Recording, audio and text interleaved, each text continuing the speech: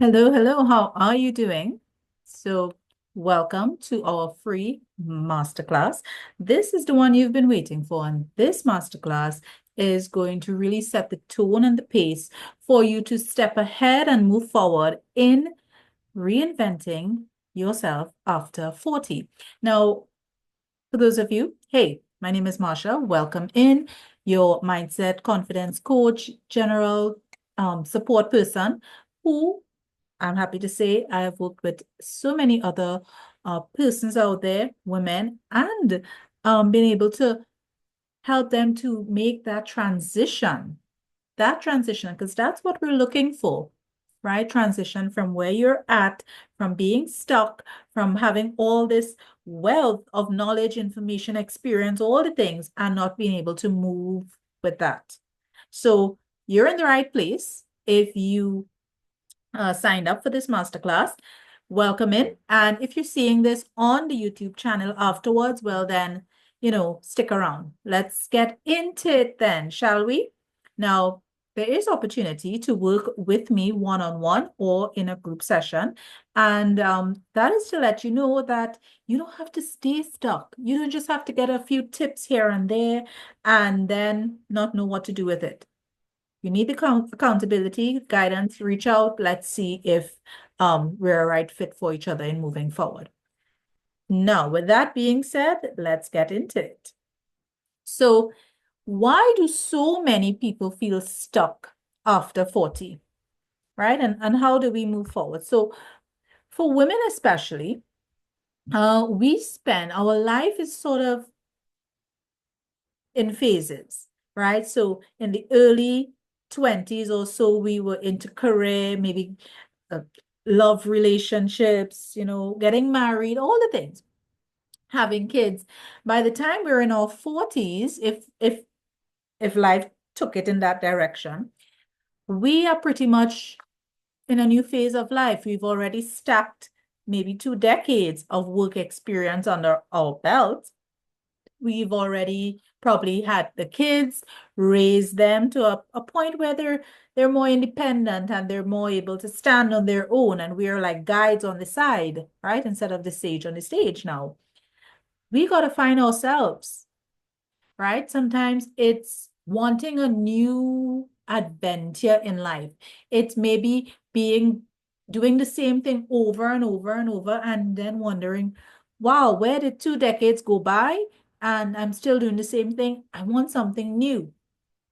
Or you're starting to think in terms of, I have so much experience and wealth of knowledge. How do I package that and move forward with it?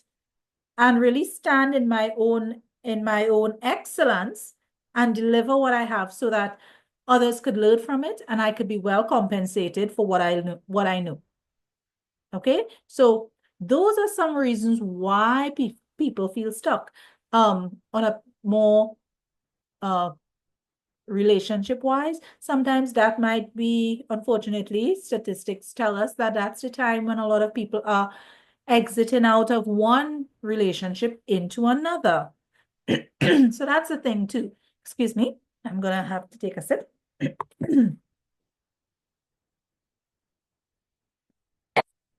Let's continue. So that might be the thing too.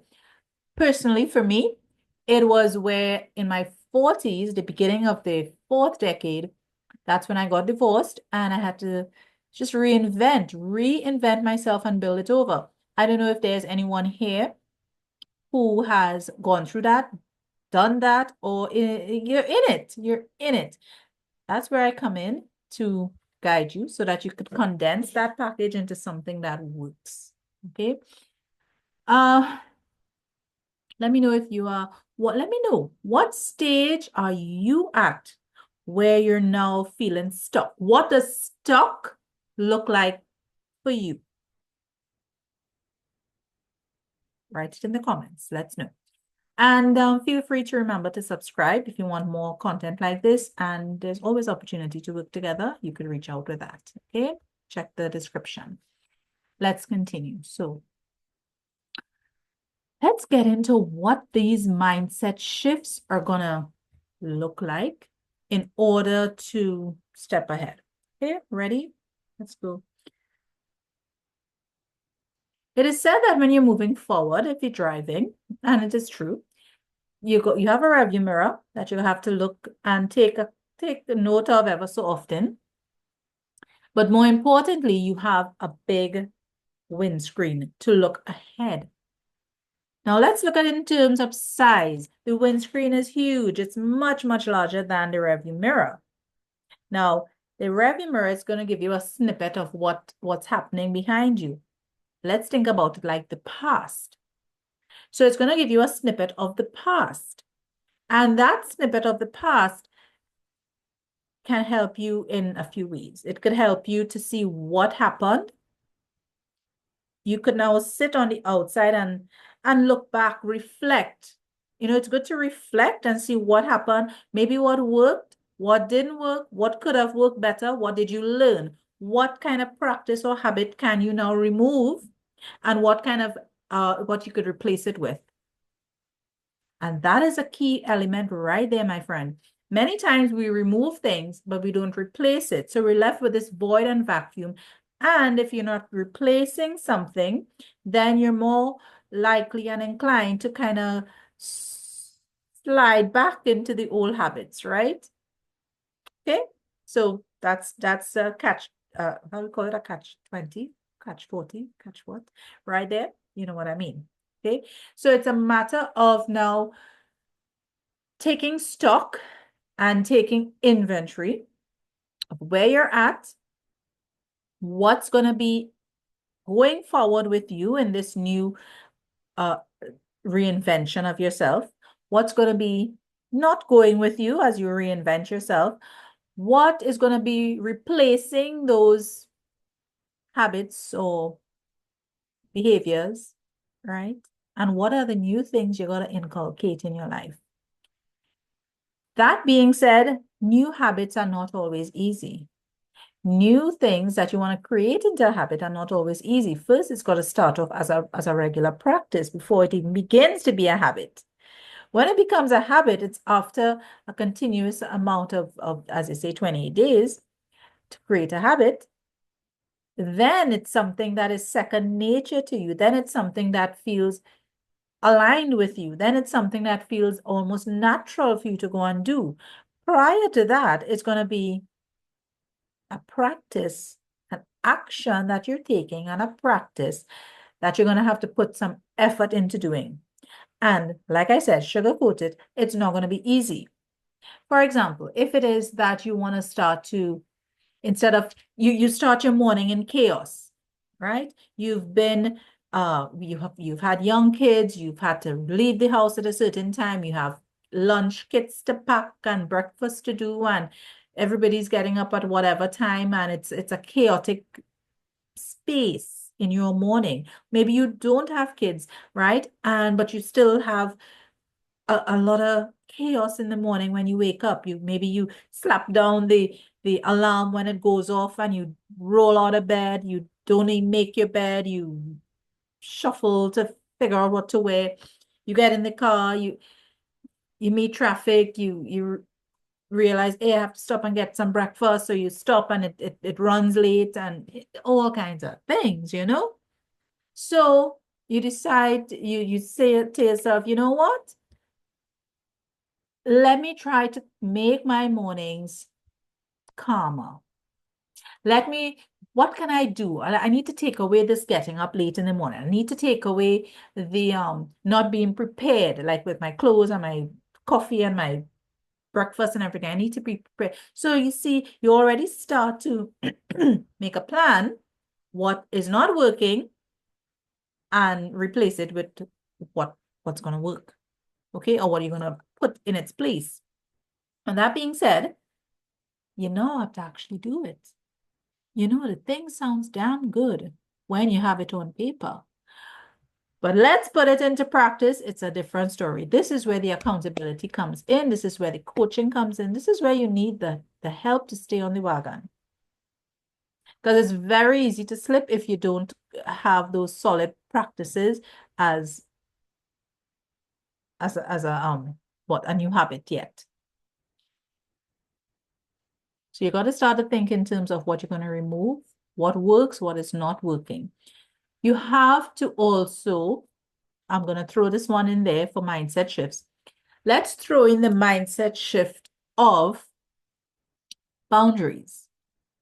It's a heavy one, it's a big one, but we got to put in some boundaries there. When we're talking about boundaries, we're talking about how am I going to establish some parameters, not just to keep others out, but to also protect myself. Maybe you check yourself and you realize, gosh, I'm a people pleaser. Oh my goodness, I could go on people pleasing for days. How does that affect me? Well, I don't get to do the things I want. Well, I never make time. I just don't get time for me. Everyone else is in the queue and in the line in front of me. And I never put myself first. And that being said, I'm worn out, I'm exhausted, right? And I'm burnt out. This shit's got to change. But how? That's where we got to shift the mindset. Like it starts with prioritizing your own needs as important. Okay? I am important too. If you don't pour into yourself, you have an empty vessel pouring into nobody. And you have nothing, pouring into everybody, sorry, and you got nothing left for yourself. And what are you really even giving, in the whole scheme of things?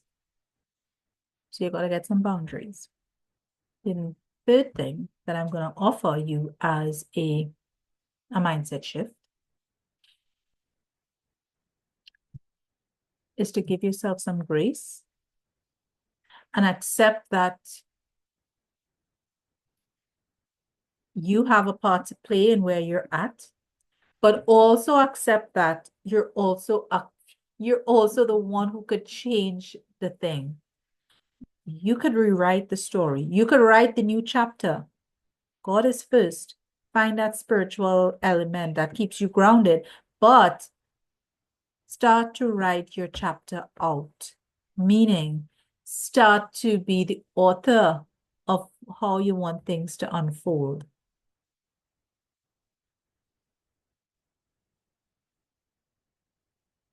And all of that is composed and compiled of and is infused in things like, as we said, changing up some old habits that no longer work, making room for new things, new practices that are gonna become habits, right? Also the boundaries, also the giving yourself grace, also even time management, also a whole lot of other things that I get into personally, one-on-one, professionally, right? With my customers and with my clients, all right? So, but those are three heavy lifting things that I spoke about. Mindset shifts. Put it in the comment. Which one of these things is most challenging for you? Is it creating new habits? Is it creating new boundaries? Is it assessing yourself so honestly that you could say, you could own up to your shit. You could own up to the things you weren't doing right. You could own up to those things. Which of these three things, these mindset shifts, has been something you have been challenged with? Put it in the comments. Put it in the comments. Okay. Now, let's breathe. Let's take a moment, guys. Let's take a moment to just breathe, clear the air, because this part is usually the toughest part. Taking the word stuck and filling it out with all its true meaning. This is usually the damn hard part. So let's keep going, right? Let's keep going. Let's keep going. Let's talk about this framework to identify your strengths, your opportunities, and your next steps. In this framework, we're going to look at, give yourself Take away all the personal feelings. Take away what you like, what you don't like, all personal stuff from it. And you're going to get into what kind of opportunities, if it is now this framework, depends on what you are looking for. I have a lot of clients who are professionals and they have come in to change and convert and transform their professional expertise into something they could package and sell, whether it's in tutoring, consulting, whether it's in creating a product or a service that is could be sold, right? Business owners who have been offering a service for so many years, and now they're taking it and they're turning it into an educational offering, right? So that others could learn the skill from them because of their years of really great experience. And so, what is it that you have? And you know this, listen, sometimes you don't have to look very far to find what you have. And often we are so distracted by all these shiny objects out there that we don't even see a wealth of solid expertise right within us. So what have you got? What do you have? What is there that is your thing that you could do happily over and over without fail, without getting tired of it? And you could put a price tag on that. Then how do you make that into a package? That is where we get into designing, instructional designing, course creation, bringing it from a thought and an idea and an expertise into something tangible and written, something tangible and workable, something procedural, something that makes sense, is not long and overdrawn. It's so nicely, neatly packaged, edited, packaged again, and focused. So now we start to redesign. So guys, we have rediscovered who we are in this phase of life. We have gone on to rebuild, and redesign.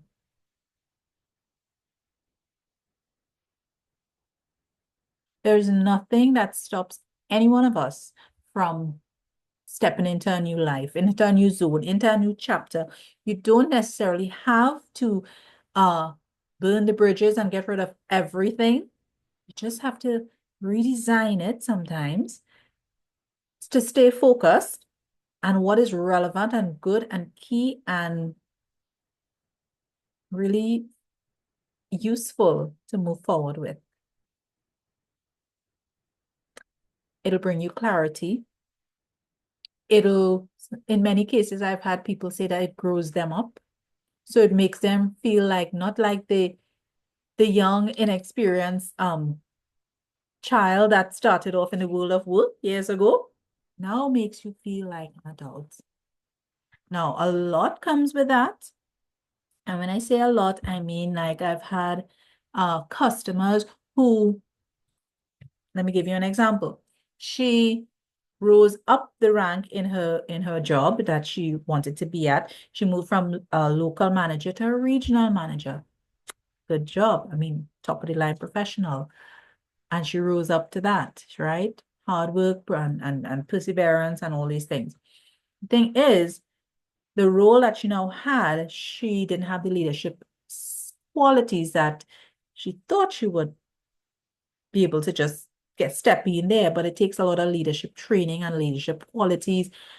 And there were a few things that she traced back when we talked about it, all the way back to when she was a kid, that played a role in her hesitant to step into a leadership role. Okay, I wouldn't get into the details of that. I'm just saying this because we sometimes are carrying some experiences that weren't dealt with, and it's holding us back and it's keeping us stuck. And she's damn good at what she does, but that was a a key ingredient that we had to rebuild and redesign and reshape so that she could step into the version of herself that was there and ready and waiting for her so she could conquer that new phase, that a new promotion in her life.